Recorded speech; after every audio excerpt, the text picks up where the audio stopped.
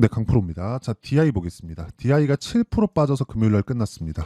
자, 금요일 날에 반도체 종목군들을 보면 약간 조금 특이한 상황이 벌어졌죠. 하이닉스는 강세를 보였습니다. 자, 그 내용을 보면서 이야기를 드릴게요. 하이닉스. 자, 하이닉스는 강세를 보였고요. 2.5% 강세를 보여서 아직까지 고가에서 매물 소화를 하고 있는 그런 상황이 있고요. 미증시에 대한 상황을 보면 또 반도체 종목군들이 어느 정도의 상승세를 만들어냈습니다. 그러면 반도체에 대한 모멘텀은 끝나지 않았다는 거예요. 그런데 DI 같은 경우에는 4월 18일 날 25,000원의 고가를 형성하고 나서 그쵸 이렇게 하락 N자를 만들고 있어요. 자, 이걸 보고 이렇게 얘기하시는 분들 많을 겁니다. 엘리어트 파동 이론상 하락의 뭐 A, B, C파가 진행되고 있다. 뭐 62평까지 떨어질 수 있다. 그런 부분에 대해서 이야기를 할 텐데 이게 중요한 게 아닙니다.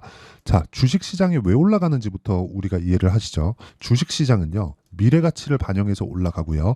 미래가치는 그쵸 앞으로 좋아질 만한 내용입니다. 아직 확정된 확정치가 아니에요. 얼마까지 좋아질지 어느 정도까지 좋아질지 즉 기대감이 어디까지 확장될지 몰라요. 모르는데 주가는 어떻게 돼요?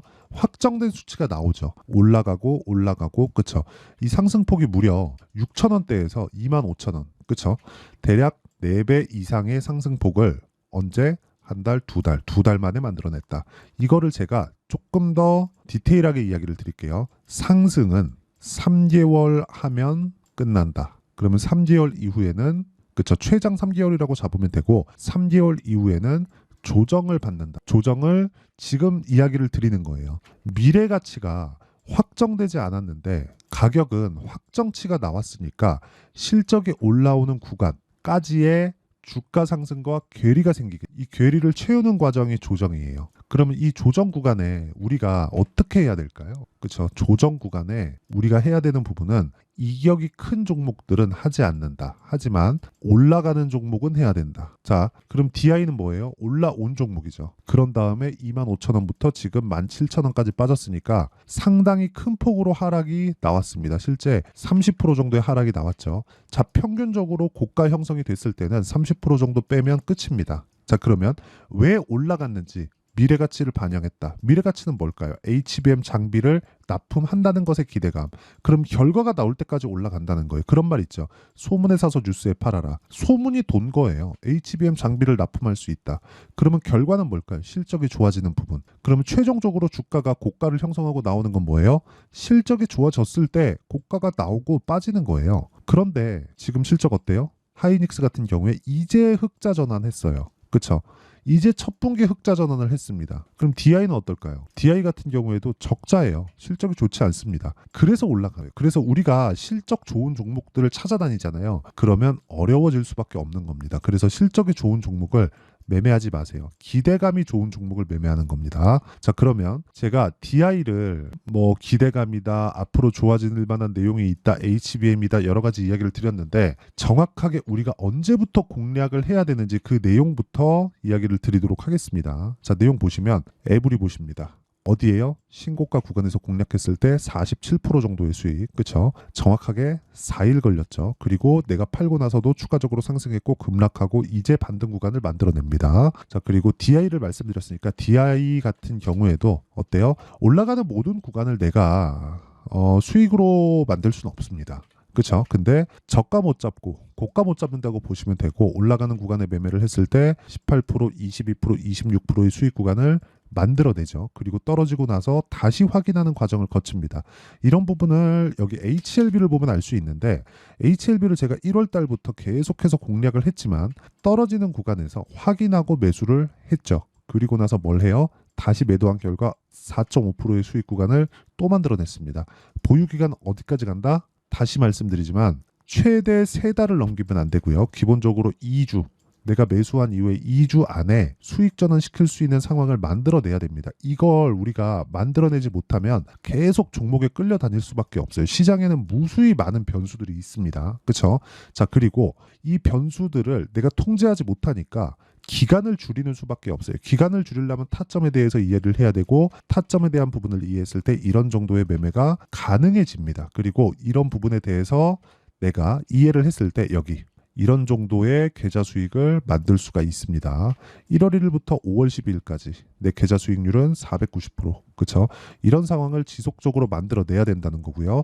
이 내용에 대한 부분을 자 여기 소통박에서 제가 모두 공유를 합니다. 근데 장시작 전에 시장가 매수 종목군들 이 종목 한번 볼게요. 이 종목들도 어떻게 진행이 되는 거냐? 자, 내용 보시면 일진전기 어때요? 올라가는 구간에서 꾸준하게 매매한 결과 금요일 날에도 9% 정도의 상승세를 만들어냈죠. 그렇죠? 그리고 그 밑에 대원전선 자, 내용 보시면 어때요? 올라가는 구간에서 매매를 했을 때 또 한 8.9% 이렇게 계속 강하죠. 그 밑에 VD 어때요? 올라가는 구간에서 이거는 매매를 많이 했죠. 그렇죠? 그랬을 때 15%의 상승세 이런 상황을 꾸준하게 만들어낼 수 있어야 된다는 거고 이 내용에 대한 부분을 제가 소통박에서 공유하고 있으니까 그쵸?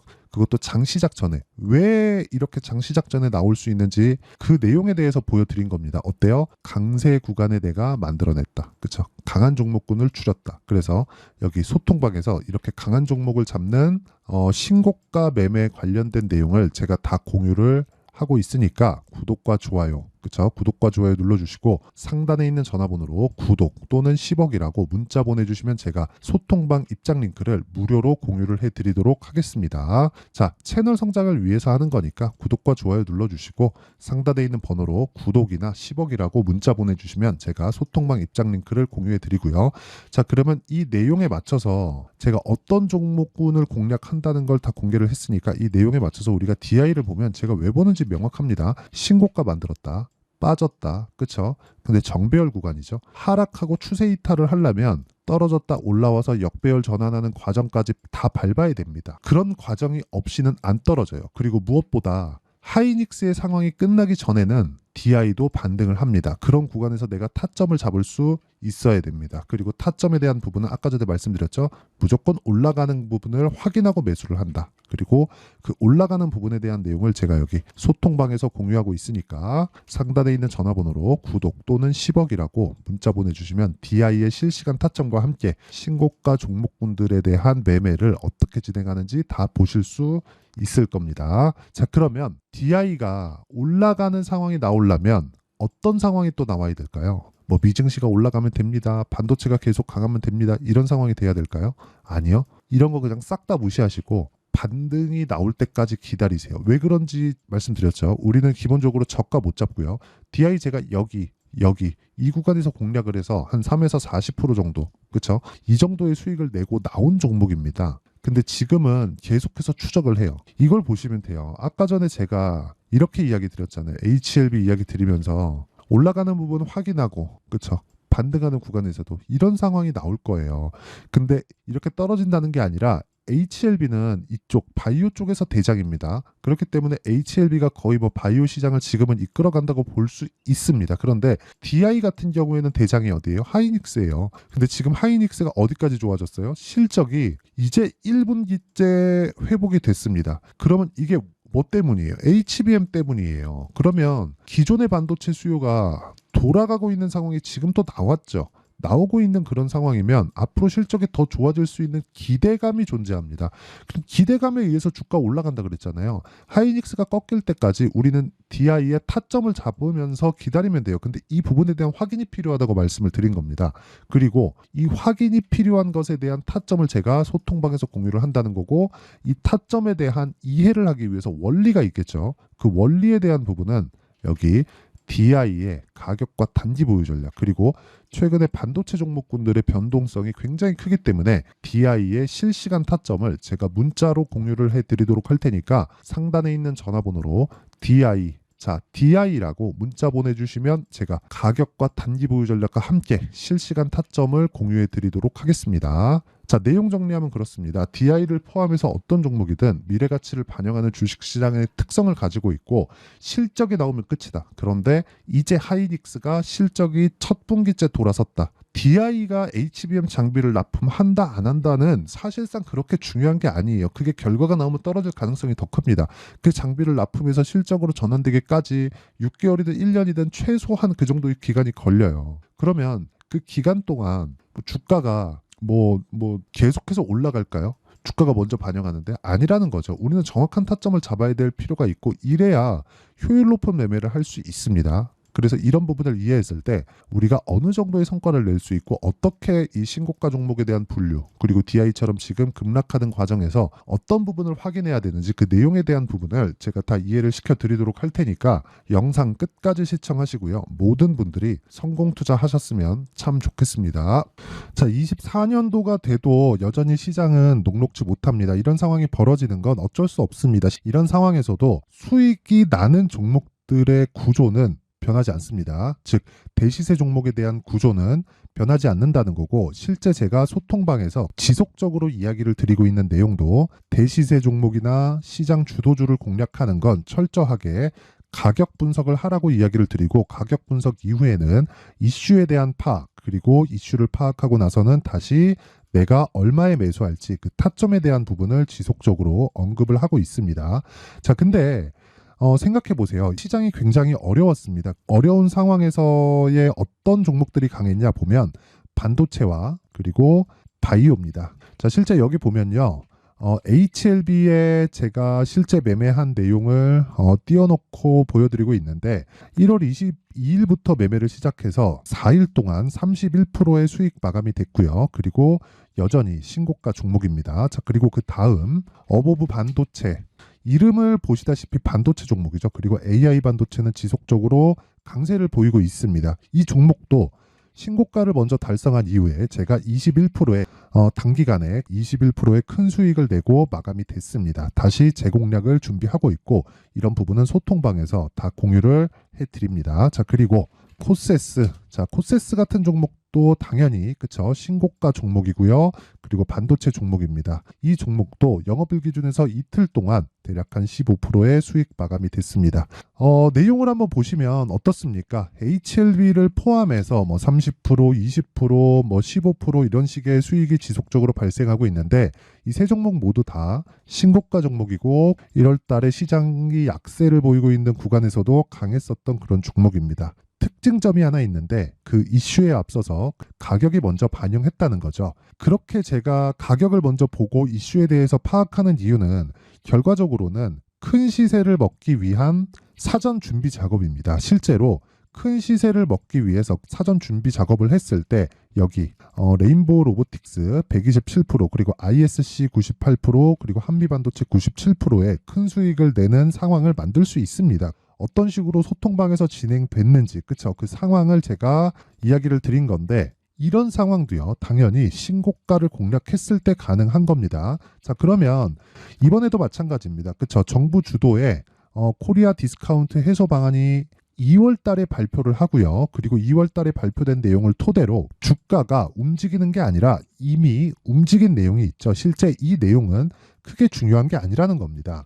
실제 움직인 내용을 보면, 자, 기아차입니다. 실제로 12월 달에 신고가를 만들어 놓고 정부에서 입김을 불어 넣으니까 순식간에 기아차를 포함해서 현대차 같은 거대 기업들의 주가가 2주도 채 되지 않아서 40% 정도의 큰 시세를 냅니다. 자, 그러면 우리는 어떤 종목을 봐야 될까요? 이슈를 파악해야 되는 것도 맞지만 철저하게 가격에 맞춰서 매매를 해야 되는 게 당연히 중요합니다. 정부가 주도하는 정책 방향이 있겠죠. 그 방향에 맞춰서 우리가 종목을 찾을 필요가 있다. 자, 그러면 답이 나왔습니다. 정부가 주도하는 방향에 맞춰서 제2의 기아차를 찾는 게 지금은 중요하다. 근데 정부 정책의 방향에 맞게 가자.